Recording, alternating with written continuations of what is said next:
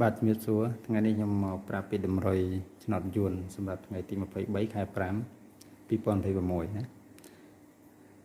ហើយតម្រុយថ្ងៃនេះគឺមានលេខ8លេខ3និងលេខ0ណាហើយខ្ញុំប្រាប់តម្រុយបងប្អូនលេខ VIP គឺបងប្អូនចាប់មកណា83មក8គុត88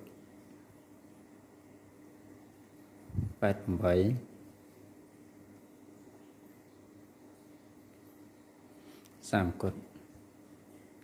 អញ្ចឹងលេខល្អមាន4គ្រាប់នេះបងប្អូន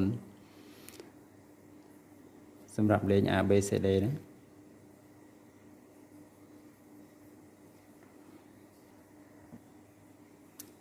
បាទហើយសម្រាប់លេខរងរបស់យើងចាប់2គ្រាប់មកយើងចាប់38 08មកណា38 08អានេះសម្រាប់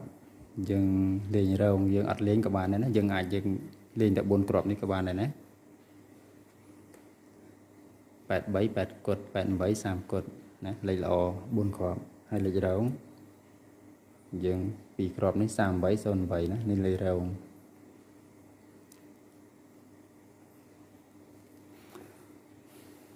បាទហើយសាមញ្ញហ្នឹងគឺវាចេញបែបនេះទៅវិញវាចេញពីក្រោមឡើងលើទៅវិញចេញ79វាចេញ79នេះលេខសាមញ្ញហើយថ្ងៃនេះខ្ញុំមានលេខល្អ4គ្រាប់នេះសម្រាប់ចែកជូនបងប្អូន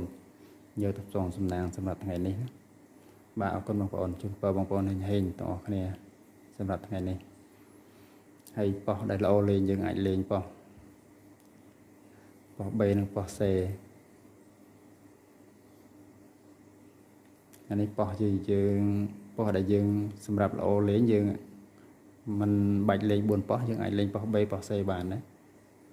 សម្រាប់4គ្រាប់នេះបាទអរគុណបងប្អូនអរគុណ